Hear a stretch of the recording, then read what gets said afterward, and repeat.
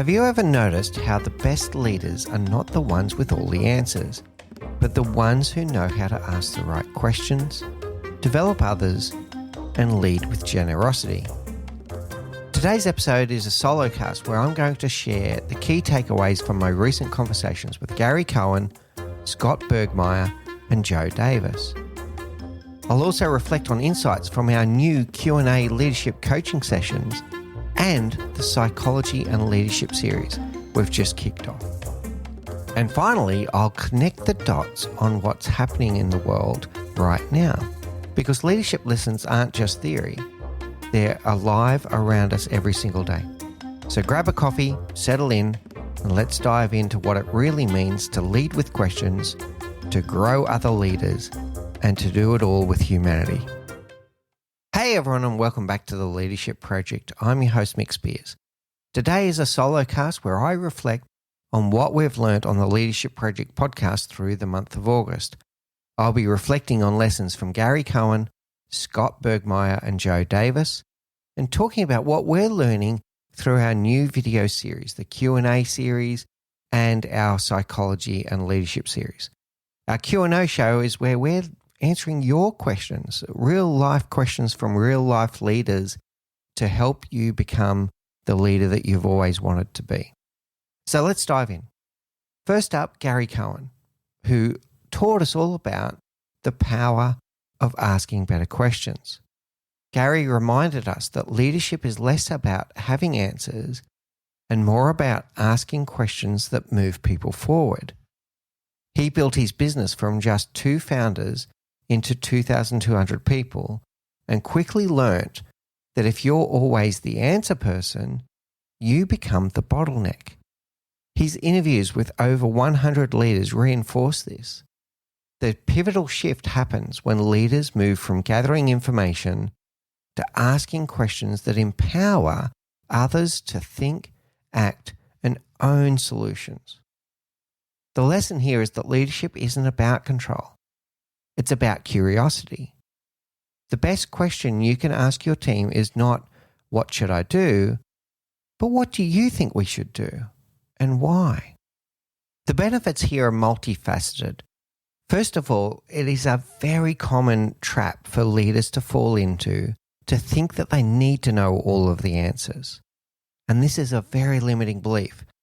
You become the bottleneck and you become the point of dependence for everyone. If all you do is always give answers, what people learn is that they come to you for anything that they need, and they don't become self-motivating, self-dependent. Secondly, there's something special when you ask a question. It unlocks something in the other person. It creates learning and growth, and you'll see them starting to develop at a much greater rate. And it gives people what they want in the workplace. They want autonomy. They want the freedom to be able to choose their own destiny and to make decisions that impact their own outcomes. It gives them that empowerment. It gives them ownership and makes them feel seen. It makes them feel heard, and it makes them feel valued. And most of all, you become a multiplier. I hate to break it to you, but you're a human being and you only have 24 hours in a day. And if you keep on answering all the questions, you are going to be that limit. Whereas if you are enabling people to learn and grow and to take that empowerment and that ownership, you become a multiplier. And before you know it, there's 7 of you, there's 14 of you, there's 28 of you, depending on how big your team is. So key takeaway here, let go of control, get more curious, and ask better questions. The key here is even when you know the answer, resist the temptation to instantly give that answer and rather pause and convert it into a question that unlocks something in the person that's come to ask you that question. Next up, we had Scott Burgmeyer, and he spoke to us about leaders who build other leaders. Scott highlighted that leadership is not just about leading today's business, but building the leaders of tomorrow. His own journey shifted when someone saw in him a potential he didn't yet see himself. a reminder that often we can't read the label from inside the jar. He stressed the importance of process and people. Yes, systems and tools matter, but it's the leaders you develop who will carry the culture forward. A key lesson here was that a true measure of leadership is whether the people you lead are equipped, confident, and inspired to lead others. So my questions and actions for you here are to think about, well, are you a leader? And are you a leader of leaders? What are you doing to develop the leadership skills of the next generation? How can you help them build their own self-awareness of what it means to be a leader? Self-awareness of their own leadership styles. What are their values? What do they stand for? What won't they stand for? And are they living those values? Are their actions congruent with the values that they tell their team? Are they truly leading or are they managing? Once again, there's nothing wrong with being a manager. We need managers. But if you want to develop leaders, they need to develop leadership skills. So what are you doing to encourage them to step in to what it means to be a leader? How are you coaching them to become better leaders and better coaches themselves? This is another case of a true multiplication effect. If you can master this and you create other leaders around you, you're going to see a great change in your team and in your organization. Our next guest was Joe Davis, and he spoke to us about the generous leader. Joe introduced us to his concept of generous leadership, giving of yourself for everyone's gain. He believes leaders must bring their human selves to work, vulnerability, empathy, and authenticity. Not 100% of our private lives, that's not what it's about, but enough humanity that people know we're real. He reminded us of the multiplication effect, another multiplier. If you inspire even a handful of leaders, their teams, their families, and communities are all impacted. The lesson here is leadership generosity is not weakness. It's one of the most powerful ways to create trust, connection, and sustain performance. A key reminder here from Simon Sinek is that all businesses are people businesses. And if you don't understand people, you don't understand business. And what it really means is that we succeed through our people, not at the expense of our people. So when we're generous, when we're open, when we look after people, they will look after us. It's also about role modeling behaviors that will drive what you're looking for in the organization. When you are vulnerable, it gives them a license to be vulnerable. When you are authentic and you show up as your authentic self, it gives them the comfort that they can do so as well. And when people feel themselves at work, when they feel a sense of belonging, when they feel a sense that they can be their true selves, they're ready to do their very best work. Vulnerability here is one of the biggest gifts that you can give. And when you think about the opposite here, imagine if you're a leader that never showed that you ever make a mistake. You're going to make people feel very self-aware and very self-conscious and probably never come to you with their own mistakes. They'll feel like you're some kind of untouchable genius and that they can't possibly come to you when they've made a mistake themselves. And that would be an absolute disaster. So vulnerability enables people to stick up their hand, ask for help when they need it, to admit a mistake when they've made a mistake, and to be able to work together to be able to fix whatever the problem is. The other great gift of a generous leader is presence. The gift to be able to give someone your undivided attention. This is actually getting a bit rare in modern days. We're distracted by technology. We've got our smartphones on the table. We're distracted by messages and notifications or thinking about a different meeting instead of being focused on the meeting that's in front of us. One of the greatest gifts that you can give your people is your undivided attention, to show them respect, to show them that they matter because you see them, you hear them, and you're paying 100% attention to them, that you're fully immersed and present in the current conversation. That signals to them that they are important. And this is what people want. They want to feel seen. They want to feel heard. They want to feel that they matter. They don't want to feel like you're in this meeting right now, but if a more important topic comes up, you're going to drop them any second and run to something else. Or that you're not really present. You're thinking about some other meeting, or you're watching your phone, or whatever the case may be. So the number one gift of a generous leader is your undivided attention, your immersed presence. Something will also happen when you do this. You will learn so much more. When you're distracted and you're not really fully paying attention to the meeting in front of you, I'm going to tell you, you miss 70% of what just happened in that meeting. And when you take the time to intentionally be fully present, fully immersed, and fully with the person that's talking to you, you're going to pick up so much more information. You're going to learn so much more about the person, about the problem, about the business, whatever the topic is. You will learn so much more, and to be more helpful to them and helpful to the business if you're 100% in the moment. Okay, now I'd like to share with you what we've been learning from the Leadership and Psychology series. We recently started a new video series where I'm sharing my journey as I formalize my education in psychology. I've been studying psychology for more than a decade now, but usually through short courses and different activities. And I've decided to dive deep and formalize my study in psychology so that I can better understand the human condition, what drives people, how to motivate people, what drives their behavior, which sometimes can seem very irrational behavior, and to understand human behavior at a much deeper level.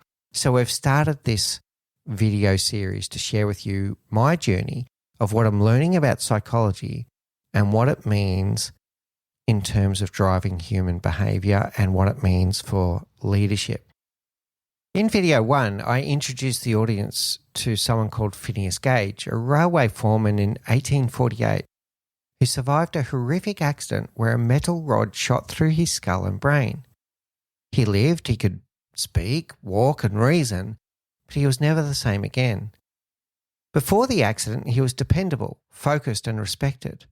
Afterward, he became erratic, profound, and impulsive. The only thing that changed was his brain, and that's the key.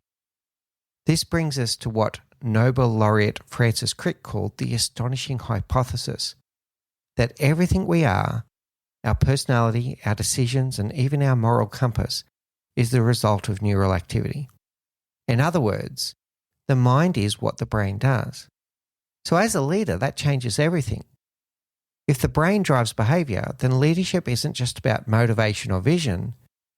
It's about understanding how people think, what shapes their decisions, and how context affects them neurologically.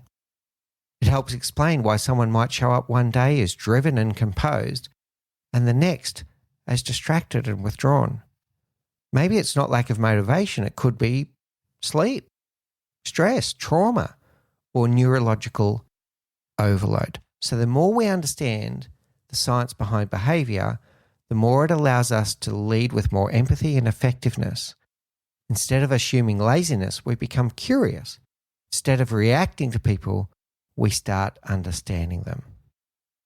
In video 2, I introduced you to the concept that your brain is lying to you and you don't even realize it.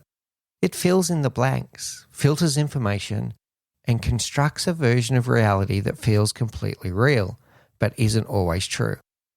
And if you're a leader, that illusion could be costing you more than you think. Your brain isn't built to show you reality. It's built to make meaning. And sometimes that meaning is incomplete, distorted, or entirely fabricated to make the world feel more coherent. We like to think we see the world objectively, but what we're really seeing is our brain's interpretation of the world, filtered through our memories, our biases, and expectations. And here's the thing, that's what everyone else is doing as well. So it all becomes about perspective taking. For you to be able to understand what you're seeing and hearing and interpreting, and understanding that someone else is looking at the same events and seeing and hearing and interpreting them differently. And because of our brain's neuroplasticity, we also become expert shortcut takers. This is great for building mastery, but it can be incredibly dangerous when we start extrapolating from incomplete information. And this is dangerous as a leader. If you find yourself in a conversation where you're listening to another person, but you already assume you know what they're trying to tell you, you're not fully listening anymore. You're extrapolating. You're already, in your head, you're already finishing their sentences and assuming that you know what they're talking about. So this has huge implications. What conversations are you missing? What body language are you overlooking? What opportunities or warning signs are hiding in plain sight because we're not primed to notice them? It's not just about what we see, it's about what we expect to see. We might misinterpret someone's silence as disengagement when it's really just deep thinking, or take confidence at face value when it's actually masking insecurity. So the more we're aware of our own cognitive filters, the more we can step back and ask, what else might be true here? What am I not seeing? What assumptions am I bringing into the room? So be careful of the assumptions and the extrapolations that you're making, and be careful of confirmation bias, where you only start hearing the things that confirm what you already believe, and you're ignoring the signals that are contrary to what you believed before a conversation started. In video 3, we started talking about decision making. As a leader, you make hundreds of decisions every day. You think they're conscious, rational, yours, but what if I told you that most of them aren't?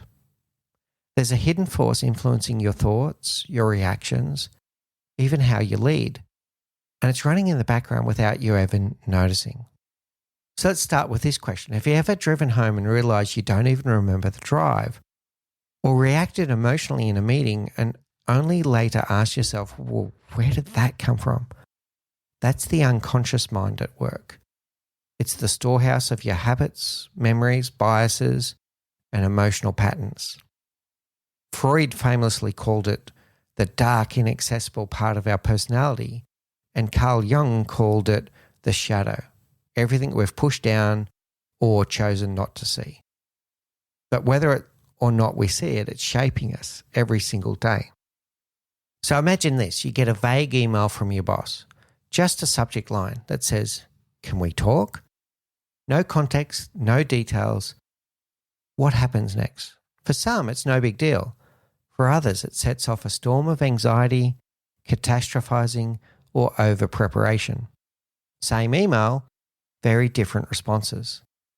The difference, it's not in the email, it's in you. It's the stories, experiences, and unconscious triggers you carry with you that determine how you react. As leaders, our unconscious mind influences how we respond under stress, who we promote, who we listen to, who we avoid, and how we give feedback.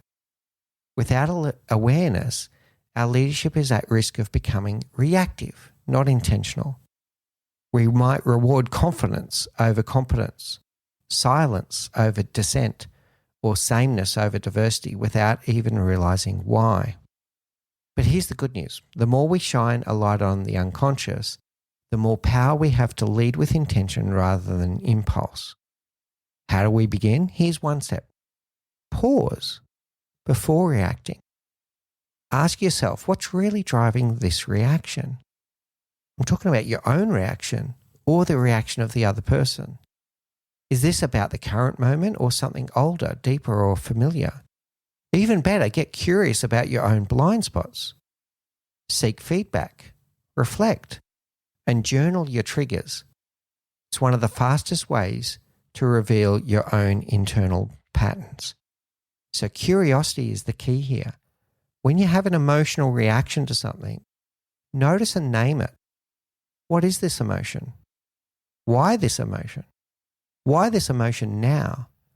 And the more you ask yourself these questions, the more emotionally intelligent you can become, and the more you can have a considered response rather than an immediate reaction. So that's a little teaser of the Leadership and Psychology series. If you want to know more, please do follow us on YouTube and subscribe to the channel, and you'll be able to watch the entire series unfold before you. And it will help you become a better leader. When we understand the psychology of the brain, the psychology of human behavior, we can become better leaders. The other series that we've recently kicked off is our Q&A series, where we answer real questions from real leaders about their real leadership challenges. We get questions from the audience and we answer them either anonymously, or you can leave your name if you like. It's really up to you. And we look to answer the question and give some guidance for everyone to hear. There's a good chance that if you've got the question, someone else has had that question at some point as well. So we've asked a few different questions already, and if you're following the Q&A series, you'll be able to see the questions and the answers out there in real life. In the first video in the series, we answered questions about how to make a good impression if you're newly promoted into a new role or a new team. And the key lesson here was not to try to impress, but try to connect. Unlock curiosity, ask great questions. Get to know the team that you're about to lead. Get to know them individually. What are their preferences? What do they like, not like? Ask them what's working well right now. What are the biggest challenges? So you'll connect by tapping into curiosity. We also answered questions about how to be taken more seriously in the workplace. And we answered a question about what to do if your manager starts to present your work as if it was their own and you're not getting any visibility. So if you're curious about the Q&A series, also please subscribe to the YouTube channel and you'll see me answering those questions from real leaders about their real challenges. The final reflection I'd like to share with you today is about what we see happening in the world today. We're living in a world where we see crises of trust every single day in politics, business, and society. The leadership vacuum is very real, and you can help us to fill that vacuum. Whether it's how global leaders handle conflict or how organizations respond to disruption, the theme is clear. People are craving leaders who are curious, who develop others, and who lead with generosity and humanity. Ones that are open and transparent, building trust. Leaders that make you feel seen, heard, and valued, that your opinion matters. And the headlines remind us every day that leadership done poorly creates division, but leadership done well creates unity, progress, and hope. So let me ask the question, are you going to help us? Are you going to help us by being a better leader, by bringing people together, by being a source of co-creation, someone that brings people together, not pulls them apart? Here's what I want to leave you with today, some calls to action. I want you to remember these things. That leaders ask better questions. Next time you're about to answer someone's question, pause and convert it into a question and watch them grow. That leaders grow leaders, not followers. So ask yourself, what are you doing to develop the next generation of leaders? And leaders lead with generosity and humanity. Are you being vulnerable? Are you building trust? Are you building connection? Are you being a human being at work? And are you leading with generosity? And stay aware of your own mind, your biases, your blind spots, and your unconscious patterns.